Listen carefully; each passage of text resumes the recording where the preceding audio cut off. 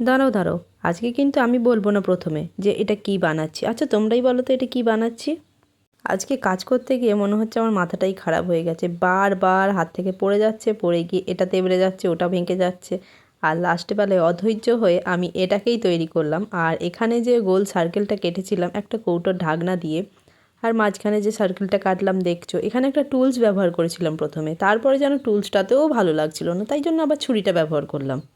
এই রকম আমার মতন ব্যামো কার কার আছে অবশ্যই কিন্তু কমেন্টে জানিও যে বারবার হাত থেকে সব জিনিস পড়ে যায়। আর জানোই তো মাটির জিনিস পড়ে গেলে কীরকম একদম নরম থাকলে বেঁকে যায়। আর এখানে তো আমার যেই গয়নাটা বানাচ্ছি সেটা কিন্তু রেডি। এখানে একটা ঝুমকো বল লাগিয়েছি আর কিছু অ্যাটাচ বল দিয়ে আমার কিন্তু গয়নাটা পুরো সম্পূর্ণ রেডি হয়ে গেছে। আর গয়নাটা পুরো সম্পূর্ণ করার জন্য আমি এইখানে একটা অ্যাটাচ বল ইউজ করেছিলাম, মানে মিডিলে, আর ইউপিন লাগিয়ে দিয়ে আমার কিন্তু গয়না রেডি। এইবার তোমরা ঝটপট কমেন্টে জানিয়ে ফেলো তো আমি এটা কি বানালাম। এত সুন্দর কমেন্ট করার জন্য আগের ভিডিওয় সবাইকে অনেক ধন্যবাদ।